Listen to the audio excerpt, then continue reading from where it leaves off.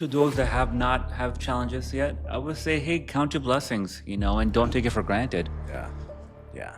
I have a really good friend. He's about 40 years old. He's been in business for 20 years, and he's probably gonna sell his company one day, and we'll connect you with him. But We all exit our company eventually. The question is, will it be on your terms or someone else's? Strategy matters. Timing matters. The right partner changes everything. Brought to you by Meritage Partners. Here is your host, Brian Franco, author of The Inevitable Exit. This is the M&A Guy podcast. We talk a lot on the show about valuation, deal structure, and the exit strategy. But underneath, every business is a founder. And sometimes the biggest test that founders ever face has nothing to do with the market. I'm Brian Franco, founder and CEO of Meritage Partners, and of course, the host of the M&A Guy podcast, where we help founders turn chaos into clarity and preparation into leverage. Today's guest has a story I'm excited for you to hear about. It's going to hit different than most of our episodes. I've had the opportunity to meet KB about a year ago, and today he's here with us today at the M&A Guy podcast. KB, thanks for being here. thank you, my friend. Thank you so much for having me. Yes, appreciate you traveling all the way out from the other side of the country, but you're going to be here for a few days. Few days. Enjoy the California sunshine and weather. Who cannot enjoy California? It's God's gift. I always say this. I'm born and raised in New York. Okay. Moved to Florida, Miami to Orlando. Yeah. California was always my dream. Yeah. I'm a big film guy. Yep. And the TV shows and movies. So this is God's gift to us here. God's country, as they Yes. say. Yeah. Well, thank you for being here and enjoy the time while you're out. Thank you for having us. And you and I had the opportunity to meet at an event that we were both speaking Yeah. at. And this was about a year ago. We hit it off immediately. Right. I really was drawn into your story because it was real, it was authentic, and you were just so open about everything that you've been through. You founded, and you're the CEO of a med spa. Tell us about it. Yeah, so that's an interesting story. Once again, thank you for having me. Of course. I met you. You did a presentation the day before everything started. Yeah. Amazing presentation. Steven Martinez, mutual friend of ours. He's my younger brother. We know Kaiser. So we know mutual people. And, people say that you don't know who you're going to meet at what event. So go to every one of them, bring your best foot forward. So my story, right, and I'm from Brooklyn, New York, born to divorced parents, immigrant parents from Pakistan, and born in the 80s in Brooklyn. Single mom raised me, dirt poor, one-bedroom apartment, welfare, food stamps. And the reason I jump into my origin story, I'll play into my current reality. Single mom raised me, very tight, things were not so good. We finally saw some light under the tunnel. I turned 17, and she's at 37, 38, and she comes back home and says, son, I have cancer. And once again, only child, so we're each other's world, we're very close to each other. And so she got cancer, best for cancer, they removed it, chemo, radiation, all that, moved to Miami with my uncle, her brother, and it came back. And it came back and it took her life. So in a window of 5 years, I lost my mom. And, life became chaotic. You're in Miami, Florida, beautiful girls, you're 22, 23 years old, you lose your mom, you start numbing yourself with different substances. And a lot of distractions. Right. And, if you have California on the West Coast, you have Miami on the East Coast. Both beautiful beach cities, right? Yes. I got very lucky, very blessed. I met a girl at that time who's my wife now. And by the way, this is about 24, 26 years ago. She got me the right track in life. She goes, listen, I'm going to go become a doctor. You have a high school degree and you're doing real estate mortgages, which is great. But if you want to marry me, she's Pakistani also, right? Born to Pakistani parents. She's born in America. But in our culture, right, it's not like in the Western culture, guy meets girl, propose, and then invite the parents. No. We have to take our elders to the girl's house and propose as a family. The girl's family looks at you like a resume. Like, okay, what do you got? What are you bringing me? You have daughters, right? Yeah, I have one daughter. Okay, so 3 boys and a girl. So imagine when her time comes. How old is she? I'm picking her husband. There you go. There you go. I have 2, and I'm the same way. So, that whole thing went through. They accepted me. I went to school. Great life starting. I got an MBA. And we have 1 baby and 1 on the way. We're living in Miami, Florida. Okay. She's working for a hospital. She's 9 months pregnant. It's Christmas Day. So we're Muslim. Okay. But we do celebrate Christmas. Yes. We born and raised here, and we have Yes. plans for that evening. And thank the Lord that day, Ryan, she had called one of my babysitters to come help me with the baby. Okay. She goes to the hospital. She had an ER shift that day. Okay. I had a bad headache. Yeah. And I go upstairs to my office, put some stuff together. My baby's downstairs with a nanny, and I fall down. Boom. Right side just gives in. And 35 years old. 35. Healthy for the most part. I mean, I'm leaner now, but a little bit heavier, but like nothing bad. And droop, I'm walking with a limp. I grab the phone and call my wife, and she's like, babe, I just got to the office. Like, you okay? I'm gibberish. She's still messing around. She's like, it's just this morning, you don't drink. Like, what are you doing? She called the babysitter. Like, hey, Senor KB's on the floor. Like, he's not doing good. And she called 911. Ambulance came, took me in. I'm on a stretcher, being pulled in. I hear stroke alert, stroke alert. People are running to me. My first daughter is at home with the babysitter. My pregnant wife runs from the hospital to come see me in scrubs. Like, she was just, it was a scene. And I could see the look on her eye, like she was just scared. And I remember I had to pee. This is a classic story. I had to pee. I couldn't communicate that. So I push everyone away. I'm running down the hallway to look for a bathroom. I'm kicking down the door. They think I'm going nuts. They call security to come and stop Restrain me. you. Yeah. And my wife grabs, hey, wait a minute. KB, you have to pee. I'm like, yeah. She goes, give me a bin. As she got me a bin, I'm peeing in the bin, and it came from the bag, gave me a shot. And that was it. I woke up on New Year's Day. 1 week induced coma, ventilator into my mouth. And the story my wife tells me that they told her, say, Dr. Steinle, call his father, call his family, everyone. So say goodbye. This is it. Farewell tour. 35 years old. You know, my stepmom, my family all come. They stay next to me. They all leave eventually. And I wake up and I'm confused. My hands are tied. I have a ventilator. The TV's on. It's a cold winter in Florida. And turn here barely like this. And my best friend sitting next to me, one of my best friends, and he goes, hey, KB, yeah, take it easy. You're going to be here for a little bit.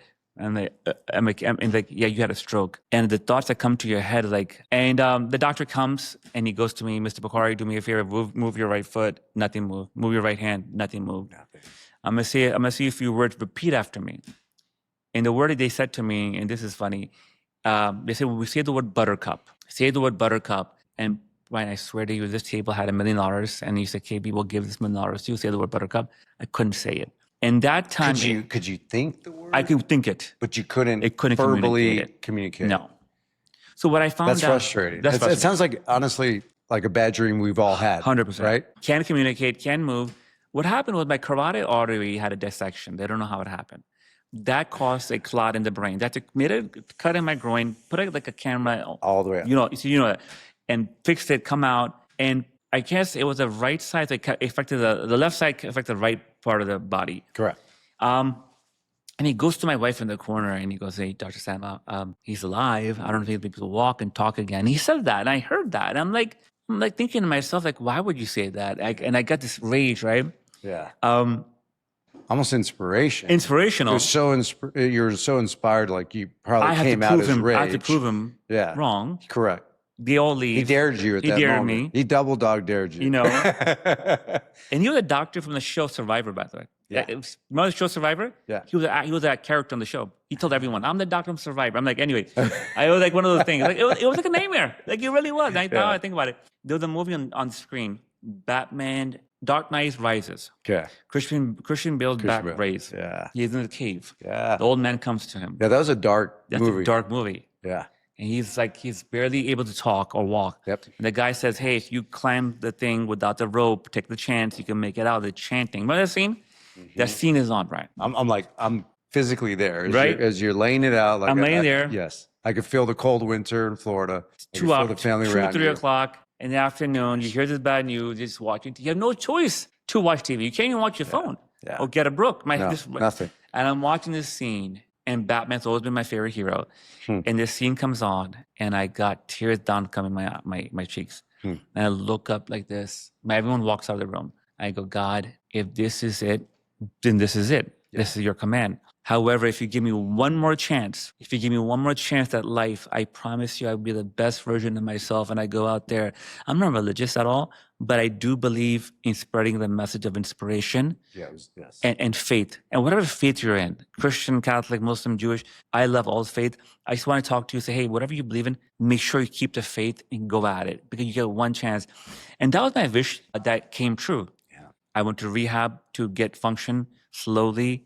And before you know it, I got returning home. How long after? Just 2 to 3 weeks. I got lucky. I thought you were going to say like months. They were expecting that. They call me the miracle of recovery. I was such a special case for them. They say send a crew to make a documentary, a mini documentary for the hospital. But the hospital, like, yes, look, we saved your life. We did. Yes, and I don't blame them, right? And I go home. My wife's like, listen, our town, I'm traumatized. I'm about to give birth. My parents live right here, the in-laws. My parents offer us 2 rooms to come move with them until you get back, and I give the birth to baby. So my in-laws, God bless my in-laws, they gave us a room, and we moved with them. I went back to my job to start again. I was executive for a hardware company. Okay. I was going for equity, 35 years old, Miami lifestyle. And my employer, a good friend of mine, he takes me for a walk. He goes, listen, KB, I waited for you. I love you to death. I'm just concerned maybe this job was too stressful for you or not, but we recommend you take it easy. And I'm going to take care of you. I'm going to give you a nice service package. Take it easy. I got upset. I got so emotional. My ego was out the roof, and I want to provide again. I'm a man, right? Well, you're given this second chance at life. You're like, you're on fire, ready to move forward. And here you go, your first speed bump. I don't call it a roadblock because if it was, you wouldn't be sitting here. Right. It was a speed bump and you went over it, but I get it. I get it from the standpoint that was the first challenge. So how did you address that? By the way, remember, my in-laws were not so happy in accepting my proposal 10, 15 years before that. So it's like, now it's like, is it manifesting to like, were they right? Like, but they were very hesitant. Like, hey, he has no family. He's barely, you're a doctor. You want to marry him? And eventually they gave in, but that plays in your head. So I'm driving home from his company. I'm crying. I have tears in my eyes. I'm like, how am I going to break it down to my in-laws? How embarrassing would it be for my wife? Because you were concerned about the disappointment. Yes. Not just the disappointment that you felt in yourself, but those around you and the ones that you love. Well, one thing, listen, Brian. I had a stroke. I put my wife to hell for 1 week. She's the hero of the story. 9 months pregnant. Her husband dying in front of her. 2 kids. Imagine what she went through. I was thinking that. So I get home. They give me a big hug. I say, son, it'll be all good. My wife and I sit like this on the table. And she goes, babe, as long as you're alive and helping with the kids, we'll figure it out. She goes, why don't you go into real estate again? And Brian, like depression's setting in now. Like I'm at home, I'm doing interviews, virtual interviews, VP roles, head of marketing roles, 100,000 plus in salary. And they're all smiling at the end. So we'll get back to you. We'll get back to you. We'll get back to you. Again, a speed bump. And I found self-development. I found the Tony Robbins, the Patrick Bet-Davids, the Bedros Keuilians, all the people you and I interview on social media. And they say that social media is a waste of time. I agree, but depends what you're doing with it. Depends how you consume it. How you consume it. Yeah. If you're consuming it to be, just wasting time, you're going to waste time. You're going to find many outlets to waste time, right? 100%. So, but if you're consuming it to further yourself in terms of development and education, great. I'm all for it. It makes a great. I met Kaiser on social media. I met Steven Martinez on social media. I met Bedros. I met a lot of the individuals now I call friends from social media. But I use it the right way. And I got self-development and I locked in. Real estate just took off 0 to 100. My first listing I got and knocked on the door. And I said, hey, I'm a stroke survivor. I heard you're in the market. He's about to shut the door on me. I'm like, one second. Since I'm a stroke survivor, I have many years of sales experience. I'll give you a discount on your listing. Give me a chance. Let's go talk. They gave me a chance, hit the ball out of the park. Your referrals, leads come in. My broker's like, dude, you're a rock star. I'm going to get you a team in Orlando. You want to move? I'm like, yes, let's go. So my wife and I packed our stuff in Miami, our 2 babies, go to Orlando. I got a team of like 30, 40 agents overnight. 10x my income. Now to entrepreneurship, right? Like now I'm learning. Before I had to go sell a home to earn, now I'm learning how to scale. I have 30 agents now to look at, and I get a piece of everything they do. So now the entrepreneurial part of my brain started to work. And from there, we always talked about med spa and wellness clinic, especially after the stroke, Brian, and after my kids were born. We were sitting there one time and we're like, man, we're out of shape. we wish we can go to a medical spa wellness clinic that would be not overwhelming with where we look and provide us good value and have a family culture. We had that vision forever, and we're now in Orlando, year 4. She's working for a hospital at the real estate team. The market's kind of cooling down. And I'm like, listen, I'm not coming to do real estate till the end, but let's do something together. You're a medical provider. I'm a businessman, husband and wife team. And so we came up with the idea of NUR MedSpa Wellness. NUR in Arabic means inner light. And our story, husband and wife, we're here to share our inner light with you. And we want you to share your inner light and have us help you to feel the best and look the best version of yourself. Further purpose, further clarity. And it was this intersection between you and your wife, between medicine and entrepreneurship. There you go. It's the best of both worlds. And where are you guys at now? We have 2 clinics. We are currently looking at other locations. The goal is to open multiple. Scale. We started with aesthetics. Now we're adding out of wellness. The aesthetics part is more my wife's. The wellness part is what I'm passionate about. But I am an example of a person who had a stroke, who got on multiple type of peptides and weight loss and all the wellness, many items that we have, and lost 30, 40 pounds. I speak on stages now. Two babies, 2 girls at home. I'm traveling half the time. And I have to be fresh. I have to be focused. And I work out every day. So for me, wellness lifestyle is what I live. So you went through this transition, and I would call it your turning point. And then you had to find and, essentially rebuild and rebrand yourself. And so, hearing that story, the resilience that I know you for and see you have is absolutely inspiring. And I see why you spend so much time away from the family to travel, to share this message and to share your story. And you are both heroes. You are a hero, your wife's a hero, and your kids are heroes too, because they're living exactly what you're talking about. Like you've created the lifestyle that you guys have today because of that resilience, because of that purpose you found. And so I love this story because, in and around the work that we do with founders and entrepreneurs and companies, we meet people at different parts of their journey, right? Startup, scale up, exit, and everything in between. And so what's inspiring about the story, though, is there's always this story, right? There's always something that we had to connect with to find that purpose. You've taken that purpose and you've run with it. And we were just chatting before we started recording, but you're working on expanding, which is absolutely great. Med spas are a great market right now. There's a tremendous amount of valuation being developed and enterprise value being developed in that market. You see investors and equity groups rolling up med spas across the country. And when I see and I think about your competitive moat, like what you built and what your differentiator is, it's really that authentic story and that vision that was, your family with purpose and really sharing the experience, which is not common when you think of medicine, which is not common when you think of healthcare, right? You're right. And you have yet again found an intersection between those two things. And so that is your competitive moat. That is your secret sauce, your story. And that's going to drive this as it has. And I think that from what you shared with me over the last year and what you're doing, it's going to continue to grow. I think you're headed up into New York now? Yes, we're looking at a location in New York City. Awesome. Scottsdale, Atlanta, DC, and Great. perhaps the West Coast. Okay, good. So I know I'm going to interview you next, but this topic kind of will help both of us. How much does a story of a brand like myself or anyone's story come into play of when private equity or private buyer wants to buy something? Well, there's always a story. The question I see and time again is that story real? Is it embellished? Is it believable? And so this is when, I always say authenticity always wins. You're authentically telling the world about a very intimate experience and story within your family, within your own body, right? And so the answer is yes. The answer is yes. Because when you have as much conviction about the vision that you are pursuing and executing on, you will more than definitely help others identify with those same convictions. Because whether you're a startup or a scale up, what investors are underwriting, yes, financials, historic, present, pro forma, Yes, the business plan, there's KPIs that are going to be used to measure your companies in ways you've never thought about. And that will help support something. That something is the story. Because if you just look at a spreadsheet, it's not going to tell you what industry you're in unless it says. But financials, and I come from the financial background, and typically, there might be a project name. You don't even know the name of the company. So you cannot have financials without the narrative, without the story.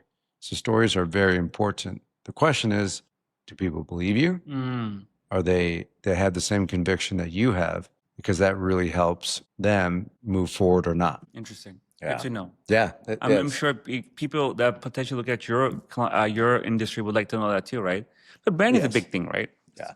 I love your brand. I've been following you since we met. Yeah. Even before that. Actually, I knew of you before that, but I know Steven before. Yes. But you see how your branding got us Correct. into talking. So. Absolutely. Yeah. I had a marketing professor who says, remember, like he started his class this way. He says, what good does it do if you know all of your talents and gifts if the world doesn't know? That's strong. Right. And it was like, yeah, it was strong. I'm still talking about it, a million years later. Yeah. Because, and going back to your resilience, it's not going to be on a balance sheet, but I can tell you it's certainly one of your strongest business assets, including your story. Right? Because your story it's not just there for entertainment purposes. It's really designed to really show people and illustrate to others where you've been, where you started, where you've been, and where you are today. Because we will come across other challenges in different forms and different shapes moving forward. I will, you will, we all will. And so the question is really how are we going to approach this, right? And naturally, it's sometimes when things don't go our way, it's anger, aggression, frustration. Those are all natural reactions and feelings. But to be able to put that into its lane, let's say, right? Good word. And to be able to compartmentalize that and say, okay, these are normal feelings, just like you described. But what am I going to do with these emotions? And so for you, it wasn't what created the answer for you. It was what inspired you to find the answer. And that's what I hear when I hear you talk. Thank you. Yeah. Thank you, man. This is absolutely inspiring because, we see, I've talked about this quite a bit, but, we have case studies where we have massive success selling privately held companies to publicly traded buyers in the marketplace. Massive transactions, tens, if not hundreds of millions of dollars. We also have transactions where, others have died prematurely of a heart attack, 50 years old, right? We represented the widow. We've had case studies where we represented a family and the founder of that business was sold, but he doesn't know we sold it because he lives in an Alzheimer's facility. And so these are the stories I talk about not because I don't have new stories. I talked about these stories over and over again because they really affected me. And the work that we do is logical, right? Yes, we're managing expectations and emotions, but typically not emotional. But those stories and those case studies really touch you as a human, and naturally you become emotional, having experienced that. And it makes you think, okay, just like listening to you, it makes me think, okay, how do I make sure I avoid, various circumstances? Could be health. It could be, I think of everything in risk and reward, right? I've been skydiving. I've been scuba diving. I've done 24-hour mountain bike races in the dark. I've done, triathlons, marathons. Wow. And now look, my body's getting older. Yeah. But my mind is also maturing, right? So the risk and reward of jumping out of a perfectly fine airplane, you think a little bit, right? I have kids. I have a legacy. And I certainly enjoy those experiences when I had them. But over time, it's risk and reward, right? And so I think the risk and reward for you that I'm hearing and seeing, actually, forget what I think. What do you think the risk is if you don't pursue the reward that you're pursuing and chasing? Look, the time away from the family, thing, right? I have 2 daughters, and we're a right tight-knit family, my wife and my 2 kids. The financial part of it. I'm 44, my friend. My wife's just turned 40. We put our own money into the businesses. We have 2 kids, but they're 9 and 10. They're going to have to get married one day. Yes. Us Pakistanis do really large weddings. Have you been to Indian wedding one day? We were just invited to one. Okay. And I think they're expecting like 300 to 400 people. Or something. Yeah, you'll be in for a treat. Like we put a lot of effort in our wedding, and in schooling and the way things are, the market is shifting. It's costs are going up, and sometimes I think like, are we doing the right thing? Should I just go get a 96, 97 job or something? Executive. I'm 44. I've experienced. My wife can go back to the hospital, and we could do something else. But to your point, I believe in manifestation and law of attraction. I feel that no matter what faith you belong to, it's real. It changes a little bit for each depending on what faith, but what you put out there and it does come around. And the world needs inspiration. And no matter if you're a Democrat, Republican, CNN, or Fox News, whatever you may be, I did both. I've been both sides. My friend, both sides disappointed me. I'm neutral now. But there's enough negativity out there. So the world needs inspiration. Yeah. Well, the unfortunate thing is, in my experience here on Earth, and specifically with media, is there's not much money in good news. There's just not, right? It's a short story. There's a market for it. It'd be like, everything's great, see you next week. No, there's not money in good news. And so, there is a lot of negativity out there. And you talked about early in your life, just distractions living in Miami, right? So there's negativity, there's distractions, and there's things that are going to take us or attempt to take us away from our purpose. And so your discipline has allowed you to pursue the lifestyle you want to live as an entrepreneur. You've intersected that with your wife and her career, and who knows what's going to happen with the kids.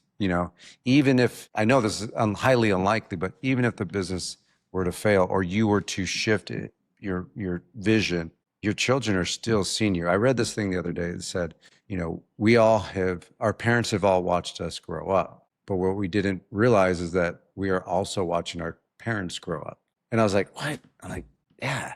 I never even paused to think about that. And so it made me reflect upon that. And it's like, yeah. And so I was thinking I don't know if you know my story, but yes, I do.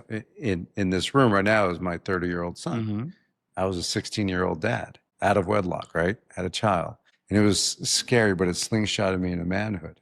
I graduated high school early. I got into college early. You're focused. At purpose. And by the way, to drive to that point, so my 20s, my mom dies, supporting, the wife comes in the story. It was not as focused as it should have been. And I want to speak to the young 20-year-olds, and I want to put your story into that. Your 20s are more valuable than you think they are. Yeah. And you're a prime example of that. You had no choice. Your back was against the wall. By the way, my wife's asking, like, who's you're going to talk to today? And I was telling you a story, like, about your dad and how your son. I'm like, you had no choice but to your back against the wall and kick and punch and go forward. And that's the issue I feel. Look, we have young kids, and we do well. European vacation. I took one last summer to Paris and London. My kids love it. How do we teach these kids to kick and punch and go after the dream? How do we teach them how to have dreams? Yeah. Everything's given to them. Yeah. They're traveling business class, and right? I mean, it's true. It's very true. How do you do that? And so I want to drive it home where your 20s are more valuable than you think you are. Don't think that I have enough time.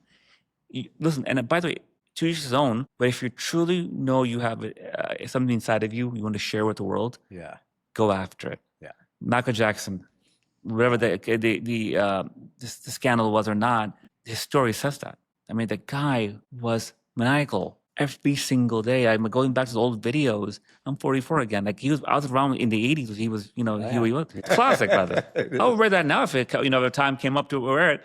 But like, maniacal. Who has a really good answer to this, and not only just an answer, but they have a whole program. It's called the Squire Program, and that's Pedro's leads the Squire Program. And so his vision with this is, and you're gonna be with him later in a few days. Make sure you tell him I said hi. He's been on the podcast, and we had a great conversation about his family and the legacy that his father was leaving with him and what that meant to him. It was a really cool episode, but. The Squire Program is very unique because in history, in all sorts of societies, there was always a pathway to manhood, right? And so for the Native Americans, there was, hey, if you make it out in the desert for the next couple of weeks and you come back, you could be a man. If you don't make it back, they obviously had passed, right? So there's no chance or pathway to being a man. But Squire program, what they do, and I'm actually really interested in taking my 13 and 15-year-old here.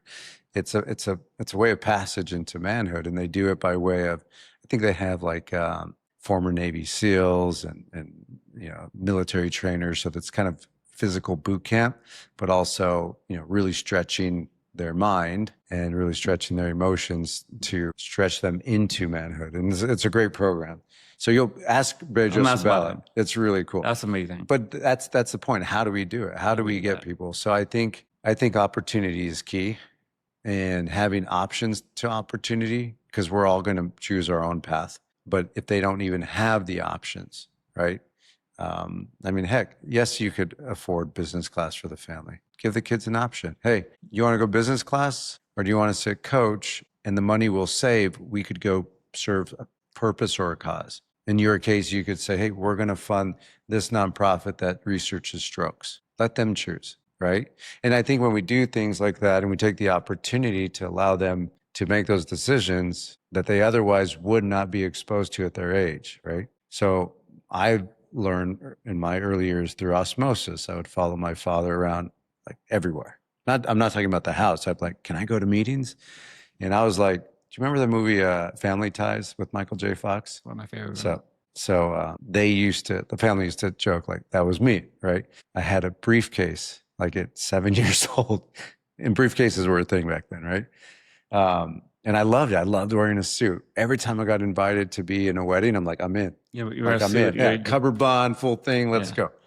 And but I was given those options, right? Even though that's the choice and choices I made, it was fun. And so, but I would learn just being a sponge, sitting in these meetings with my father, and it was he's proud of I would always hear him talk about the story that I could articulate an escrow transaction on a purchase of a piece of real estate like at 10 years old, and it was just me sitting there. Right? I had a little notepad. I just sucked it up. But I was inspired by my father, and I still am.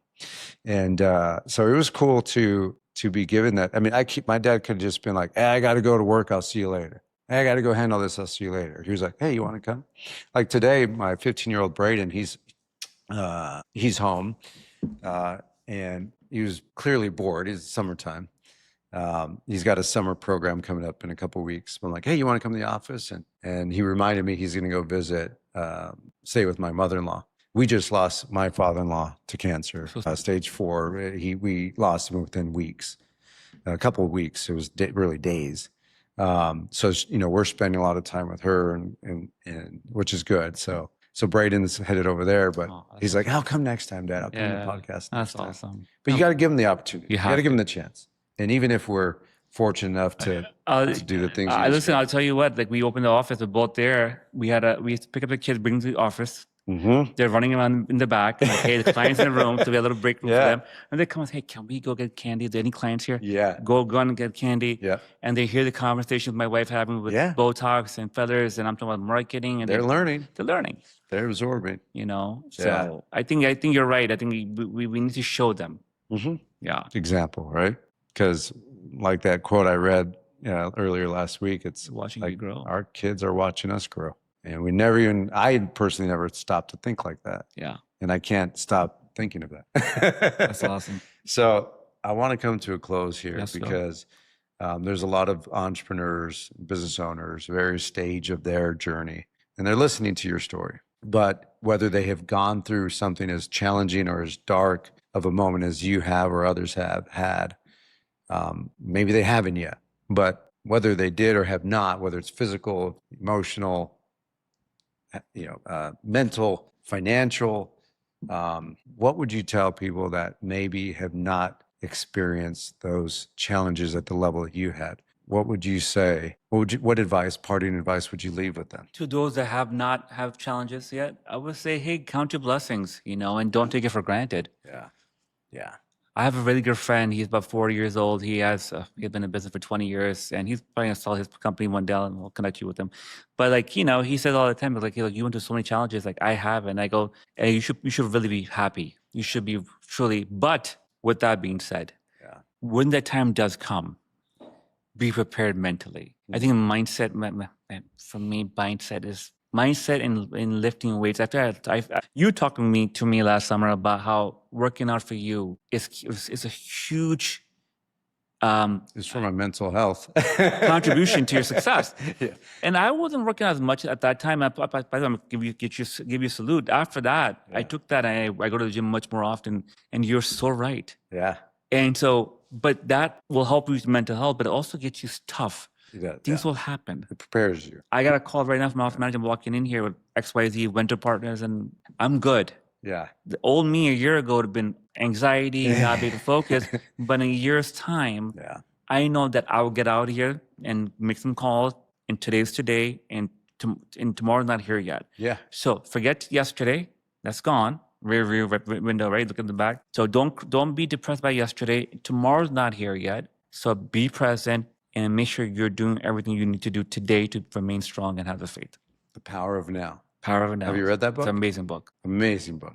I've read it 3 times, and it's like, wait, did I miss that last time? It's Yeah. like it's a new book every It's a new time. book each time. Every time. Being present is an issue we have with phones and social media Absolutely. and distraction. Your point again, distraction. They're everywhere. They're everywhere. By design. Yes. Yeah.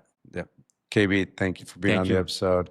Thanks for flying out. Enjoy your time out here, and say hi to Bedros. I will. Say hi to Keith, Yes. Jackie, and enjoy the time out here. Thank you for having me, man. Yeah.